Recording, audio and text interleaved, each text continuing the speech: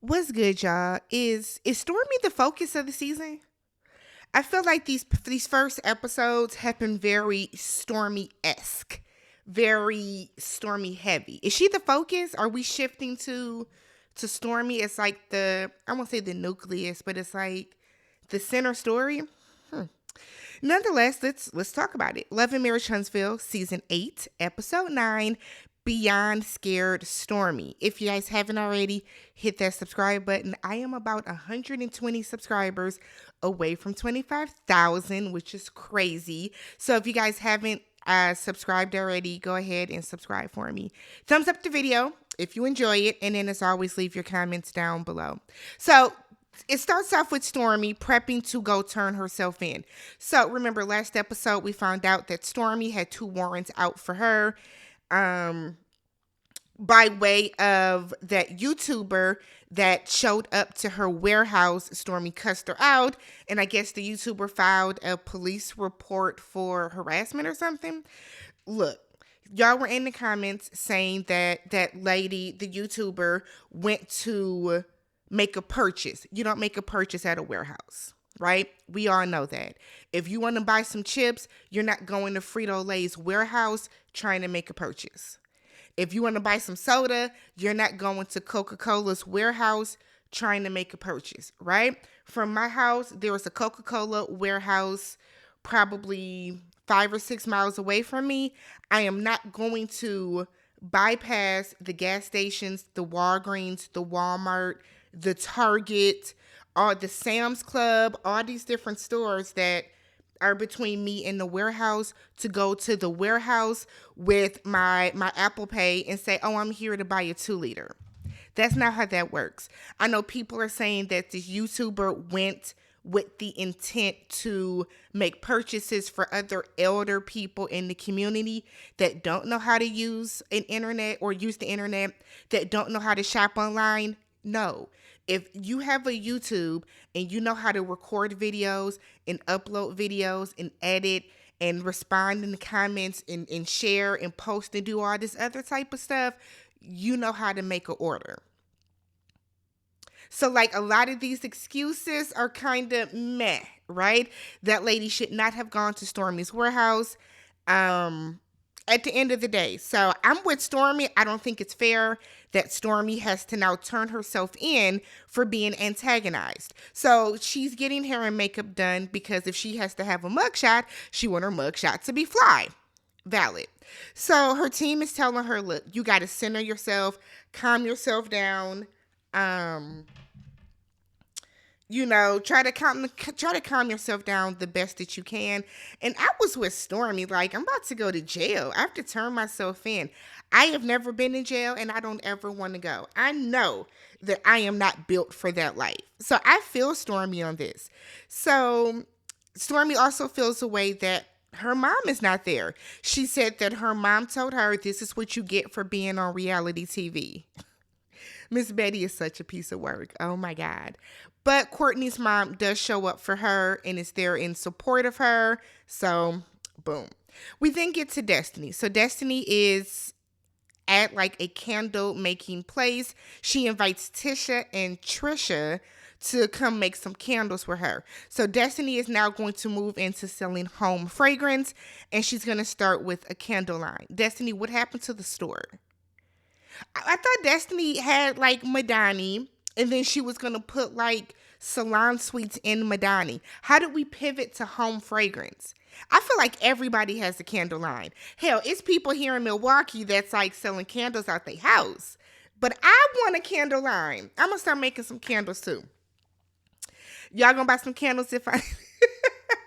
If I start a candle line, y'all gonna buy some candles. But Destiny wants to start this home fragrance line. She's gonna start with candles.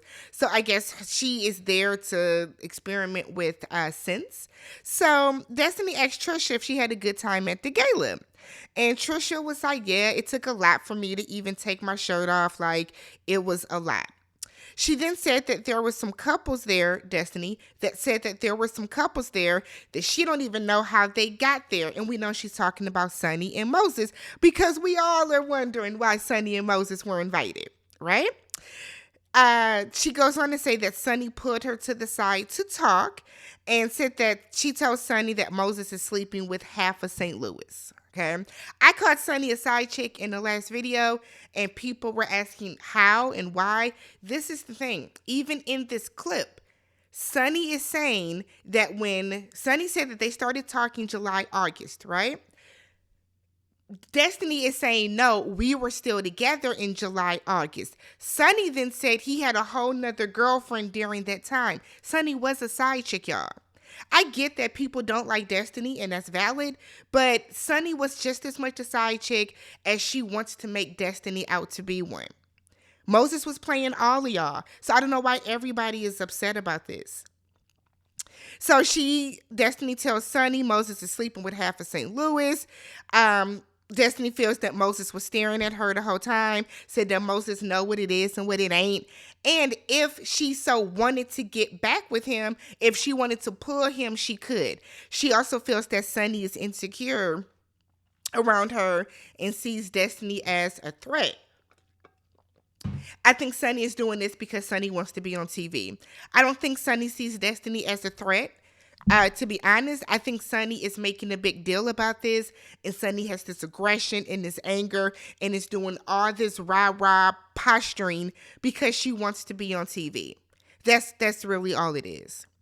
So we then have Stormi and Courtney. So he's picking her up from jail. Stormi said that she was back in, I guess, a holding cell for 15 minutes. She said that she was having panic attacks and anxiety and all this stuff within those 15 minutes because, hell, I'm in jail, right?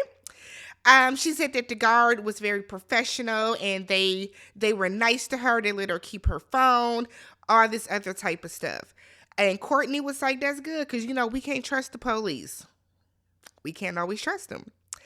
Stormi tells Courtney that her mother still hasn't called her at all. She's hurt by that. Courtney suggests, call your mom, tell her how you feel about it. Stormi doesn't want to, but we know that her mama, I won't say her mama ain't shit, but her mama is. So I can understand why Stormi is not, busting at the seams to want to talk to her mother about this. Trisha. I'm tired of Trisha. I'm not interested in Trisha's storyline. I don't understand this. I feel like Trisha is purposely being obtuse in a lot of her scenes. She's purposely being aloof in a lot of her scenes, and it's irritating. But Trisha has invited one of her sisters over to talk about Ken. Look. This makes absolutely no sense. We get a flashback scene of Trisha talking to her children, and they're saying how they don't mind Ken. Ken makes her happy. Ken gives her a lighter air about herself. They would be fine if they were to get married. Cool. So Trisha's sister comes over, right?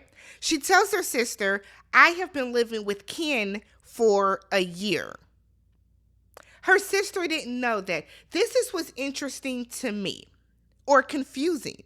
If Trisha's sister lives in the city because she says she wants to tell this particular sister because her other sister is in California and she wants to tell everybody to their face. So you mean to tell me that for the past year, you've never been to your sister's house? You haven't been to your sister's house? You don't know that your sister is with this man? This doesn't make sense. There are holes in this plot line, but okay, Carlos. Her sister thought that her and Ken were just having fun and she would eventually get back with her husband. So this is again where another hole pops up in this story. Trisha said that her family did not know that she was separated from Ken. So, but your sister is saying that that she was separated from her ex-husband or estranged husband. But your sister is saying, I thought you would get back with him. So your sister thought that you were just out here with a side dude? This didn't make sense. This honestly and truly did not make sense.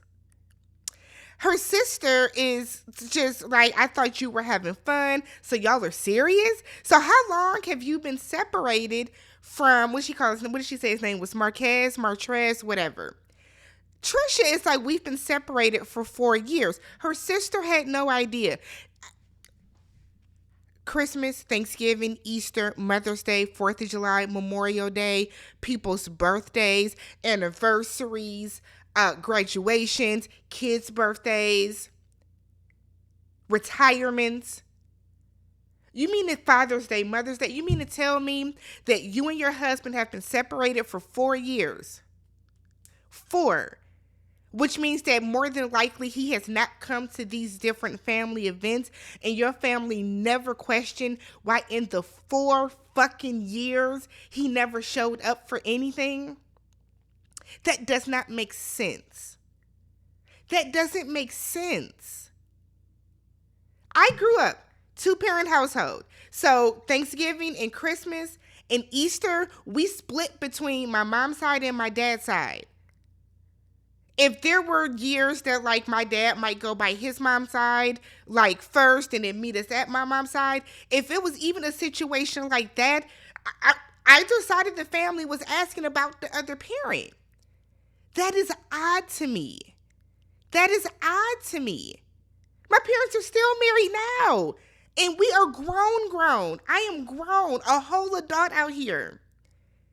If me and my mom go by her sister's house for a family function and my dad might be just coming later, they're going to ask, hey, where is, insert my dad's name. They're going to ask. That's wild to me. I don't understand this. How are you separated for 4 years and your family doesn't know? Am I the only one? Like, somebody, hello? What? So, Trisha said, well, we're married, but only by documents. That is the only way to be married, Trisha. She said that they don't have any communication.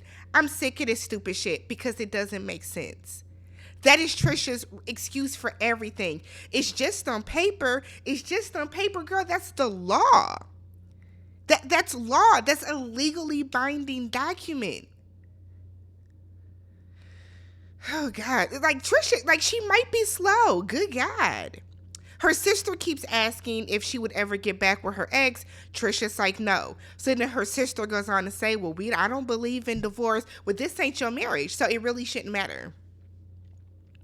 It's not your marriage. It has nothing to do with you. So she kept asking her, and I was getting irritated for Trisha. Quit asking me if I'm going to go back with that man. I'm telling you I'm not. So Courtney invites the guys to go bowling. Well, not the Scott brothers, but all the other guys on the cast. So Ken tells Martell that Trisha felt the way that you were trying to act like you didn't know her. And Martell is like, I just didn't recognize her. He said, because, we weren't real tight. I know her, but I don't know her. Like, So Martell is purposely doing this to start drama. I don't think Martell knows that lady. I don't think Martell has ever slept with her. I think Martell saw this as an opportunity to have an actual storyline because Martell doesn't have a storyline. I think Martell saw this as an opportunity to have a storyline. So he's like, okay, bet. Because you knew Trisha was joining the cast. I'm going to act like I don't know her, so now I have something to talk about. So now my name is on social media, whether good, bad, or indifferent, but now I have a storyline that is independent of Melody. So he was being an ass saying that, well, I just know her from being out, and he's making all these faces trying to insinuate whatever the case. He then goes on to say that he doesn't know her. She knows his brother, but he doesn't know her through his brother. It was silly. So Courtney tells him, you got to stop talking to so many women. So Martell is like, you know how many people I communicate with? How many women I communicate with? Stop it. Chris asks Ken if him and Trisha are engaged, and Ken is like, no, because she's technically still married. So Martell calls him a side dude. And then said that, like, where's the paperwork? Is she filing for the divorce? Like, what's good? All these same questions that we as the viewers have. Ken said that he has not seen any paperwork, but Trisha has said she's going to. He said, but there is no time frame, but he does have a time frame. I mean, I'm not going to wait 4, 5, 6, 7 years. Nigga, you've waited 2. You've waited 2 years. What's the difference? I wholeheartedly do believe that Ken would wait X amount of years to finally get married to Trisha. I absolutely do. You've waited 2 years and she still won't give you a solid, valid reason or answer to when she is going to file the paperwork. He then said that if this doesn't work with her, then he's just going to he's going to be on his Deuce Bigalow male gigolo, I guess. Martell said that he's trying to get married again too. Chris asked him to the baby mama, and Martell kind of makes a face like, what? You know, there are rumors swirling that Martell is actually married to Ariane. Who knows? Who cares? Again, Martell is trying to act as if he has so much going on when, like, you don't. You would be best making your storyline you trying to pass this builder's license again. So Martell then said that his issue is finding a woman that is going to accept the fact that he has 5 kids, and like he has his kids 7 days on, 7 days off. So he wants a woman that's going to be accepting of that. And Chris is like, not unless you, or was it Chris or maybe Courtney, not unless you marry one of the mothers. We know Melody is never going to happen again. So whatever the case. The final scene is Stormi. All right. So Stormi's at her house and her mom comes over and she's telling her mom, look, we're thinking about, or before that, she said that she gets anxiety when she has to be vulnerable with her mom because those conversations don't typically go well. We've seen that. So her mom comes over and they're talking about how her and Courtney want to get a surrogate because Stormi had like a really, really bad delivery. I guess she lost a lot of blood on the table. So she doesn't want to have to go through that again. So she wants to get a surrogate. And her mom was like, yeah, I want you to because, you know, doctors don't really care about women when they're black women, which we all know. They don't really care about black women when they're sick and in the hospital and that type of stuff. It did come across kind of on some, I'd rather the surrogate die than you. So I get what her mom was saying, but it still came across as, that's still a whole person too, but whatever. So Stormi tells her mom, you know, my feelings are hurt. And her mom was like, yeah, I know, because I didn't come up here. I can't get up in the middle of the night and come running to you because you need me. And Stormi said, I called you at night because I was turning myself in the next morning. So she's like, Courtney's mom came. Miss Betty feels, yeah, well, you know, Courtney's mom don't have an 80-year-old mother that's living with her. So apparently Miss Betty does not live in Huntsville. Okay. Don't know how far she is from Huntsville, but she's not there. So Stormi wants to know, well, what does that have to do with you telling me that's what I get for being on reality TV? And her mom is like, that's just how you take things. Very dismissive of Stormi's feelings. And I'll say this. We have seen Miss Betty be defensive and, well, not defensive, but dismissive of a lot of people's feelings on this show. And Stormi has let it ride because that's how her mom treats her. So Miss Betty said, look, you don't listen. And sometimes you need to learn things the hard way. This ain't your first time going to jail. Apparently, Stormi went to jail when she was 18 years old. We didn't get any more information about it, why she did, what happened, whatever the case. Her mom then said that there are certain people that are in your circle that you shouldn't have in your circle because those people have other people around them that choose to elevate them by pushing down other people. Now, we all know her mother's talking about Melody because her mama don't like Melody. So Stormi is like, who's the other person? Because Stormi, again, wants to keep up shit, but okay. Because you know who she's talking about, so why even make your mom say it on TV? I didn't quite understand that. So Miss Betty is like, Melody, you are supposed to voice your disagreements with people. She feels that Melody does not tell her fans to leave Stormi alone. Here's my thing, and I said this in the last video. one, the millimeters might have well been in the intro, but I think they're putting too much stock into this group of women, right?